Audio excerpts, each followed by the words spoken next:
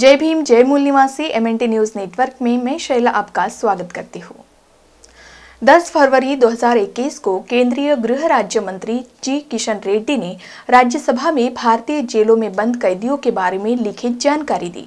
इन कैदियों में सबसे अधिक अनुसूचित जाति, आदिवासी, पिछड़ा वर्ग और अल्पसंख्यक है। आखिर जेलों में इतने अधिक कैदी क्यों हैं, जिनकी संख्या करीब 65% है और उनमें से अधिकांश अनुसूचित जाति, आदिवासी, पिछड़ा वर्ग और अल्पसंख्यक ही क्यों है? क्या कोई सामाजिक कारण है? क्या शिक्षा का प्रसार नहीं होना इसके पीछे का कारण है? या कहीं ऐसा तो नहीं है कि कानूनों के संबंध में उन्हें जानकारियां नहीं है, या फिर यह कि वे इतने गरीब हैं कि अपने लिए वकील तक नहीं कर पाते हैं? ऐसे हालातों में अनुमान आसानी से लगाया जा सकता है कि क्या आंकड़ों को निहारने से उनके जीवन में कोई बदलाव आएगा। ऐसे कई सवालों पर हमने विस्तार से जाना फॉरवर्ड प्रेस हिंदी के लेखक एवं संपादक नवल किशोर कुमार जी से। आइए देखते हैं इनका एमएनटी न्यूज नेटवर्क द्वारा लिया गया यह साक्षात्कार।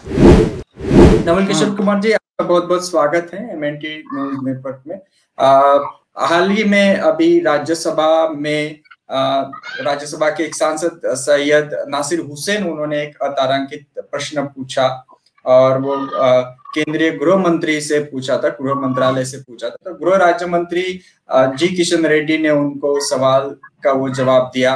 भारत के जेलों के संदर्भ में वो सवाल उन्होंने पूछा था नासिर हुसैन सर ने, और उसको जो जवाब दिया वो भी महत्वपूर्ण, उसमें कुछ जानकारी है, तो उसका आपने विश्लेषण किया है। तो क्या वो सवाल था और क्या उसका विश्लेषण है, इसके बारे में क्या आप हमारे दर्शकों को या पूरे कार्यकर्ता हैं देश भर के, उनको क्या जानकारी देंगे? देखिए, सबसे पहले तो आपको धन्यवाद ज्ञापित करता हूं कि आपने एक महत्वपूर्ण विषय पर बोलने के लिए मुझे आमंत्रित किया है, और निसंदेह यह एक बहुत ही महत्वपूर्ण सवाल है जिस पर आज आपने यह चर्चा रखी है। सवाल यह है कि भारत के जेलों में जो विचाराधीन कैदी हैं या जो कैदी रह रहे हैं वो कौन हैं, किस समाज से हैं, उनके जेलों में रहने के कारण क्या हैं। इन सारे सवालों को लेकर के कर्नाटक से राज्यसभा के सांसद सैयद नासिर हुसैन ने एक सवाल पूछा था, और यह इस सवाल पर सरकार की तरफ से लिखित जवाब बीते 10 फरवरी को राज्यसभा के सदन के पटल पर रखा गया। जब ये जवाब आया तो जिसको आप कह सकते हैं जो सवर्णों की मीडिया है, जो थोड़े बहुत लोगों की मीडिया है, मुट्ठी भर लोगों की मीडिया है, उस मीडिया ने सरकार के द्वारा दिए गए जवाब को हाथों हाथ लिया। अगले दिन जब मैंने अखबारों को पढ़ा तो मुझे लगा कि इस खबर के साथ इंसाफ नहीं किया गया है, क्योंकि खबर को कई तरीके से प्रस्तुत किया गया।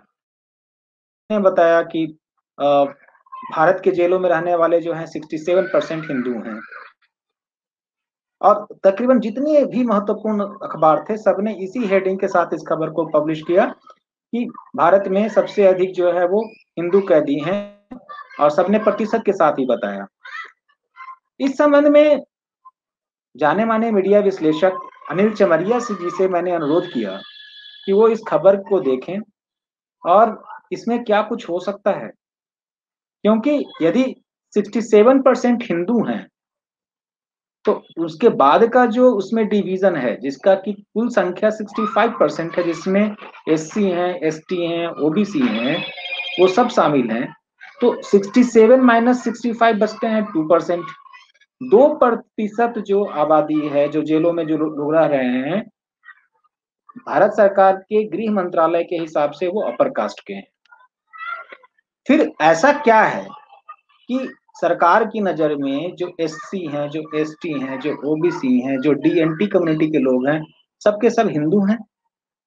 खैर, ये सारी बातें जो हैं वो जेहन में आई, और अनिल चमरिया जी ने एक बहुत सुंदर लेख लिखा फॉरवर्ड प्रेस के लिए, उसे हम लोगों ने प्रकाशित किया।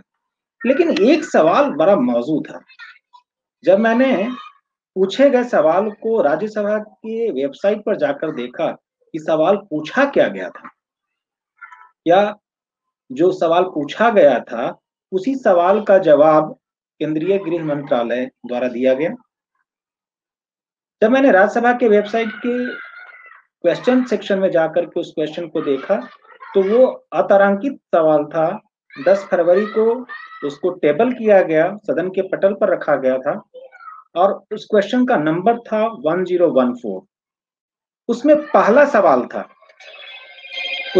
सवाल था कि क्या यह सही है कि भारत के जेलों में सबसे अधिक दलित और मुसलमान हैं, और यदि हैं तो उसका कारण क्या है।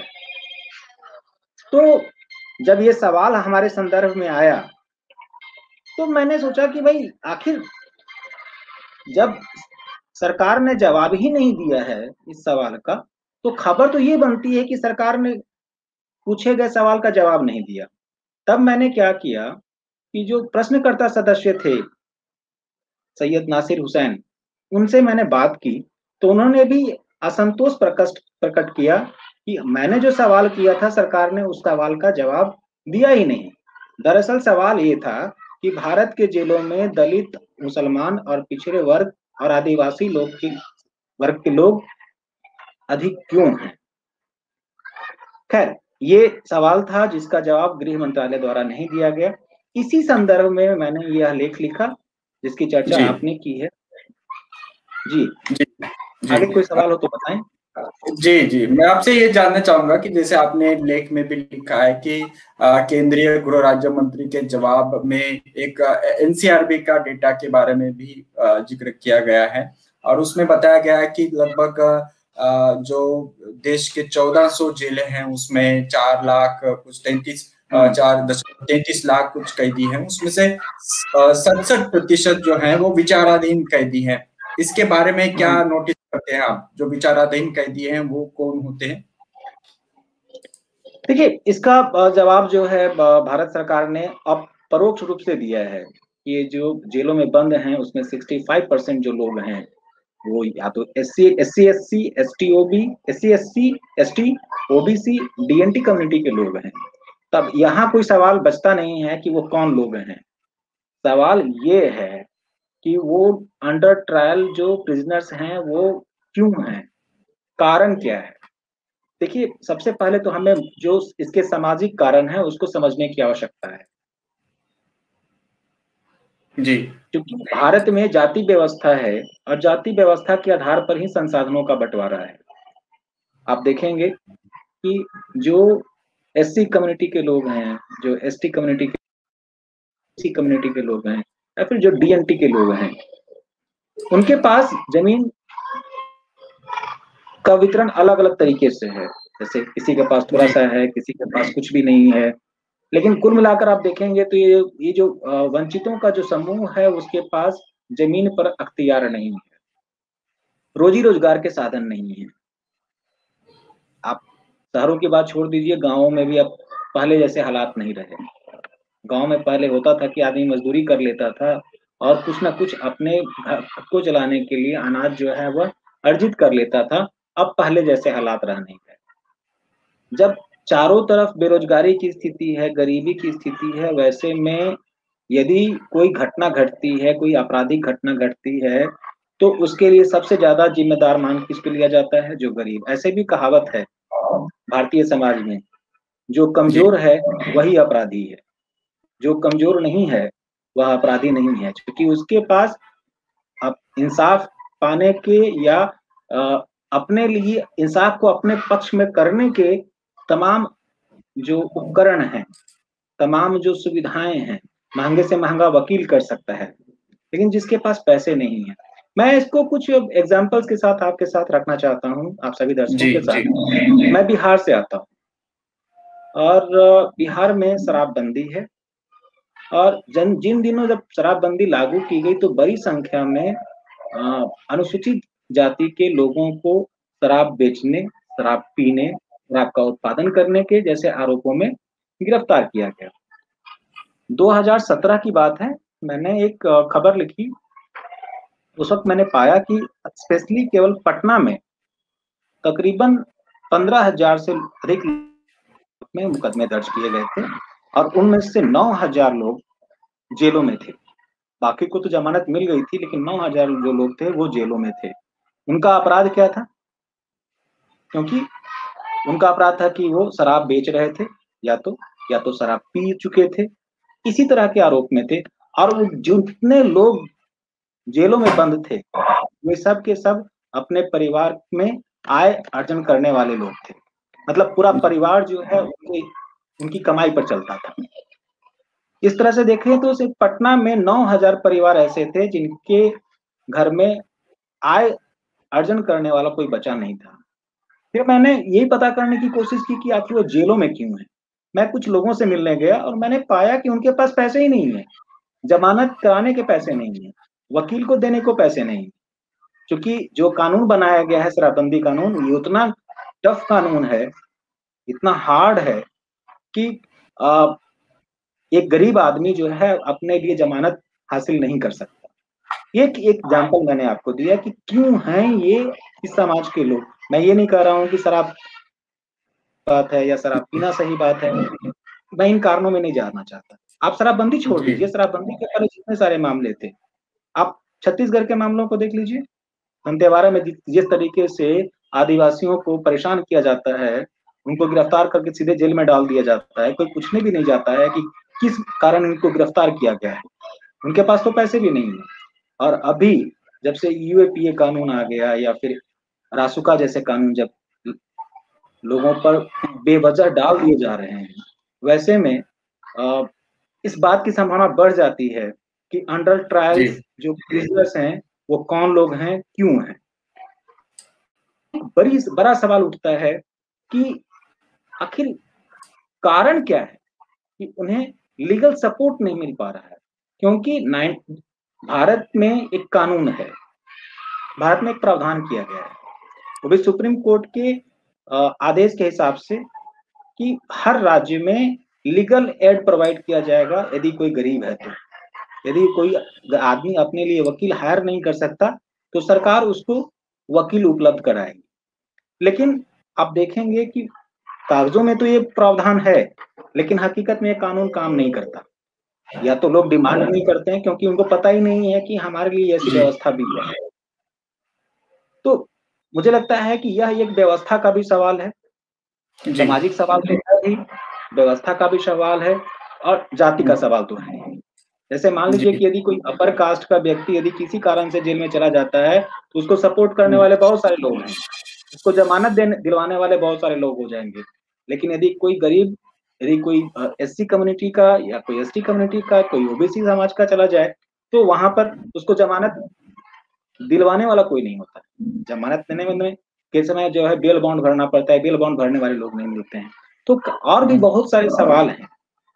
जी जी आपने ये भी बताया कि जेल में जो कुछ माताएं हैं जो कैदी के रूप में, बंदी के रूप में है, और उनके साथ उनके बच्चे भी वहां पर रह रहे हैं जेलों में। कितने बच्चे होंगे जो जेलों में इस प्रकार से अप्रत्यक्ष रूप से बिना गुनाह किए कोई सजा एक प्रकार से कर रहे हैं। इसका आंकड़ा तो ऑलरेडी है। इसका जी आंकड़ा जो है वो भारत सरकार ने पहले से दे रखा है। मैं सबसे पहले उस आंकड़े के बारे में आपको बताना चाहता हूँ। ठीक है, जो एनसीआरबी की रिपोर्ट है, यानी कि नेशनल क्राइम रिकॉर्ड ब्यूरो की रिपोर्ट है, और यह रिपोर्ट जो है वो पिछले साल तक की रिपोर्ट है। उसमें नए साल मतलब 2020 के भी आंकड़े शामिल नहीं है। ठीक है, उस आंकड़े के हिसाब से देश के 1400 जिलों में तकरीबन 4.33 लाख, मतलब 4,33,000 कैदियों में जो रहे हैं। ठीक है, इनमें 1942 बच्चे हैं जो अपने माताओं के साथ जेल में रह रहे हैं। ये वे बच्चे हैं जिनके माताओं के खिलाफ मामले चल रहे हैं, वो विचाराधीन कैदी हैं। क्योंकि उनकी उम्र कम है, इसकी वजह से उनको जेल में रखा गया है। क्योंकि उनको और कोई आप समझिए कि उन बच्चों को देखने वाला भी कोई नहीं है। और ऐसा किस समाज के घरों में होता है उसी समाज के घरों में होता है जहां पर कोई और है नहीं, कोई देखने वाला नहीं है। जी जी आपने एक सवाल भी उसमें लेख में पूछा हुआ है, उसी के ऊपर आपका कंक्लूडिंग लेना चाहेंगे इस विषय के संदर्भ में, आज के मतलब ये जो मुद्दा है उसके ऊपर। कि आपने पूछा कि इसके क्या क्या कारण हो सकते हैं, ये आपने वहां पर पूछा था। सरकार क्या इन कारणों को जानती है, क्या समझती है, सरकार की तरफ से क्या कदम उठाए जाने चाहिए इन कारणों के बारे में जो आपने उठाए थे, कि शिक्षा का कारण, सामाजिक कारण, या उनको कानूनी जानकारी नहीं होने का कारण, या फिर उनके पास कानूनी जो मदद चाहिए उसके बारे में, इसके ऊपर सरकार की तरफ से क्या कदम होना चाहिए था, जो आपने कानून संविधान के 29A की बात की थी, उसके तहत मैं आपसे थोड़ा सा विस्तार से जानना चाहूंगा। देखिए, सरकार को क्या करना चाहिए, सरकार ने पहले से ये तय कर रखा है। सरकार के जो प्रावधान हैं, देखिए सबसे पहले समझिए कि सरकार ने प्रावधान क्या किया हुआ है। मैं एक बार फिर से वो बता देना चाहता हूँ जी दर्शकों को कि सरकार ने अपनी तरफ से कोशिशें तो की हैं, लेकिन मामला ये है कि उसका इम्प्लीमेंटेशन कैसे होता है। देखिए, अभी जिस तरह के हालात भारत के जेलों में हैं, ये हालात तब है जब भारत सरकार और विभिन्न राज्य सरकारों द्वारा गरीब लोगों को निःशुल्क कानूनी सहायता पहुंचाने संबंधी के लिए योजनाएं हैं। इसके लिए भारत के संविधान में 39A के तहत प्रावधान किया गया है और सरकार को ने प्रावधान किया है कि जो कमजोर और वंचित समूहों के जो लोग हैं, जो किसी कारण से जेल में बंद हैं और अपने लिए कोई कानूनी सहायता हासिल कर पाने में सक्षम नहीं है, उनको सरकार जो है कानूनी सहायता उपलब्ध कराएगी। यह कानून 1989 में बनाया गया था, तो यह नहीं कह सकते कि कानून नहीं है। और सबसे खूबसूरत बात इस कानून की यह है कि ये जो प्राधिकार गठन करने का जो कानून है, उसको तालुका के स्तर तक करने का है। मतलब आप तहसील के लेवल पे चले जाइए, प्रखंड के लेवल पे चले जाइए, ठीक है।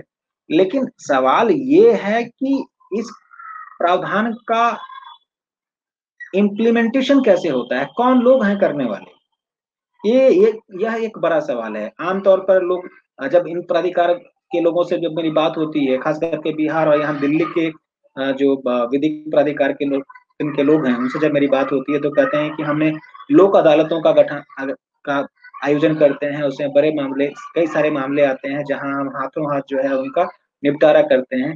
लेकिन मैं आपको बता दूं कि ये वो मामले होते हैं जिनका संबंध जो है वो छिटपुट तरह की घटना है, जैसे किसी ने किसी का के साथ कोई मामूली हिंसा कर दी हो, किसी ने चोरी कर ली हो, किसी ने छिनतई कर ली हो, इस तरह की छोटी-छोटी घटनाओं के मामले में तो सरकार जो है वो लोक अदालत लगा करके ठीक करती है, उनको सुलझाने का काम करती है, लेकिन ये भी बहुत रेयर होता है। आपने एक बहुत महत्वपूर्ण सवाल किया कि सरकार को करना क्या चाहिए? मुझे लगता है कि इसका एक ही सॉल्यूशन है कि कानून के संबंध में बेसिक जानकारी स्कूली पाठ्यक्रम में शामिल हो। कम से कम उन सारे कानूनों के बारे में जिनसे कि एक आम आदमी अपने इंसाफ के लिए सजग हो सके, वो जान सके कि उसके लिए क्या-क्या चीजें हैं, वो क्या-क्या चीजें अवेल कर सकता है। जैसे इसी कानून की बात कर रहा हूँ मैं। यदि लोग जान जाएं कि यदि उनके पास वकील हायर करने की हैसियत नहीं है, उनके पास आर्थिक क्षमता नहीं है, तो अदालत जो है उनको वकील उपलब्ध कराएगी। लेकिन उन तक ये बात पहुंचती ही नहीं है, और ये पहुंचाता कौन नहीं है? सरकार के अधिकारी नहीं पहुंचाते, वकील नहीं पहुंचाते, क्योंकि वकीलों की तो कमाई उनसे होती है, तो वो क्यों बताने लगेंगे। इसके अलावा सरकार को इसके लिए विज्ञापनों के माध्यम से सरकार क्या करती है, अपने उपलब्धियों को दिखाने के लिए विज्ञापन तो प्रकाशित करती है, लेकिन ऐसे कानून जो गरीब लोगों के काम आ सके, ऐसे कानूनों के विज्ञापन में सरकार खर्च ही नहीं करती। वो सिर्फ अपनी उपलब्धियां गिनाती है, जबकि सरकार की जिम्मेदारी ये है कि जो भी सुविधाएं वो लोगों तक पहुंचाना चाहती है उसके बारे में विज्ञापन दे। लेकिन विज्ञापनों का कॉन्सेप्ट बदला है। और सबसे अहम बात यह है कि हम सामाजिक स्तर पर इसका मुकाबला करें। ये बहुत जरूरी है और सामाजिक स्तर पर मुकाबला करने के लिए समाज के लोगों को भी आगे आना होगा। यदि हमारे बगल में कोई व्यक्ति किसी भी कारण से जेल में बंद है, तो हमें पता करना चाहिए कि हालत मामला क्या है और उस मामले में हुआ क्या है। कहीं ऐसा तो नहीं जी है कि कोई निर्दोष जो है हमारे बगल का रहने वाला वो जेल में बंद है और हम आंख मूंद करके बैठे हुए हैं, या हमने ये मान लिया है बिना अदालत के फैसले का कि वो फलां जो है वो दोषी है और उसको जेल में ही रहना चाहिए, जबकि हमारे सामने उसका परिवार है जो भूखों मर रहा जी है। तो मुझे लगता है समाज को भी जिम्मेदारी लेनी होगी, समाज के लोगों को जिम्मेदारी लेनी होगी, तब जाकर के कोई बात बनेगी। हर चीज कानून से नहीं हो सकता। कानून को अमल में तभी लाया जाता है जब जनता का दबाव होता है, और जनता जब तक दबाव नहीं बनाएगी तब तक बहुत मुश्किल है इसको करना।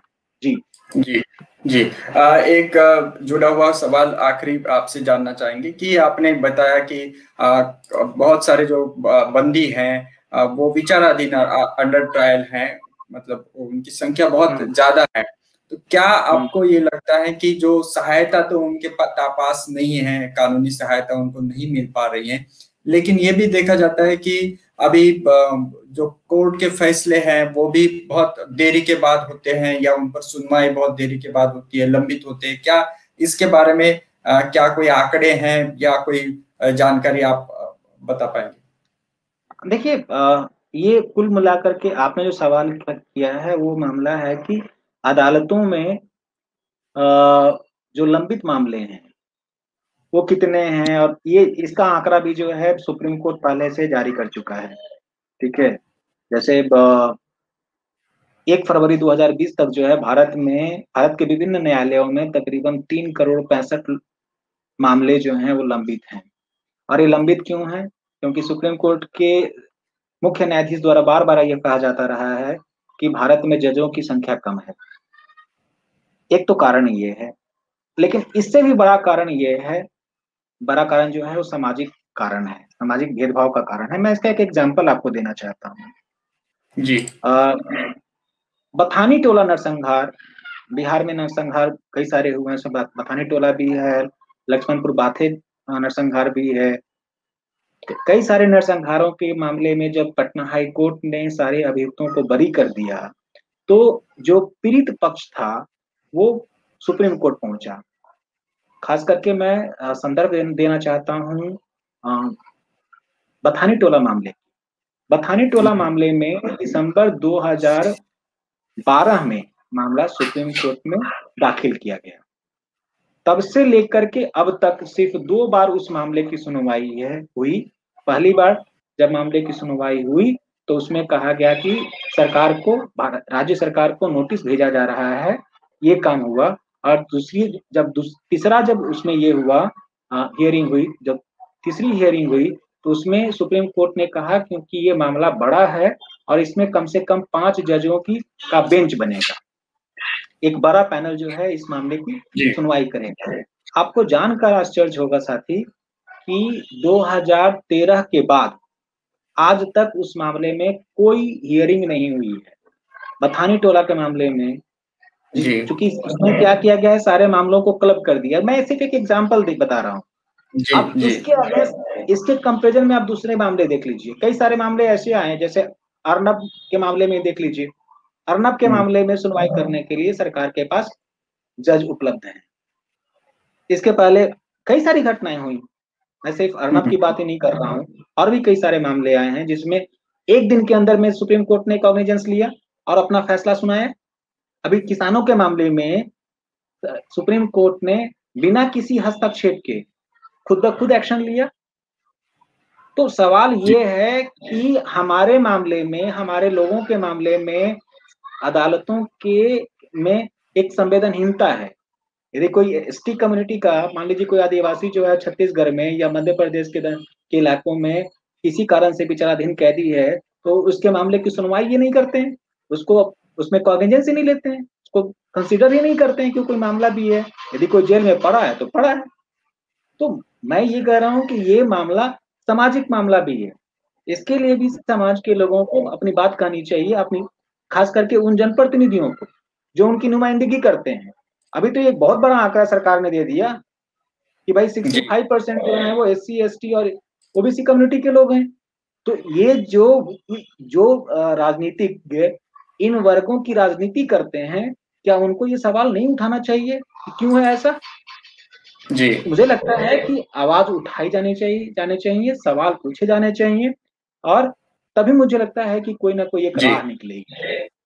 जी जी जी जी, बहुत बहुत धन्यवाद सर। आपने जो जानकारी इस मामले में दी है, आपने बताया कि भारत के जेलों में 1400 से जो ज्यादा जो जेल हैं उसमें 4,33,000 मतलब 4.33 लाख लगभग बंदी हैं, और उन बंदियों में 65% ऐसे लोग हैं जो SC ST OBC माइनॉरिटी से मतलब कैदी है, और उसमें से काफी सारे ऐसे बंदी हैं वो जो विचाराधीन है, अंडर ट्रायल है, और उनके जेल में जाने की वजह भी भिन्न भिन्न है। सामाजिक कारण है, कोई आर्थिक कारण है, कानूनी जानकारी न होना कारण है, बहुत से छोटे मोटे कारण है, और इतने समय उनको जेल में बिना वजह भी रहना पड़ रहा है। और बच्चे भी जो हैं उनके कई माताओं के साथ बच्चे आपने बताया कि 1942 बच्चे वहां पर जेलों में बंद हैं। तो ये बहुत ही गंभीर बात है।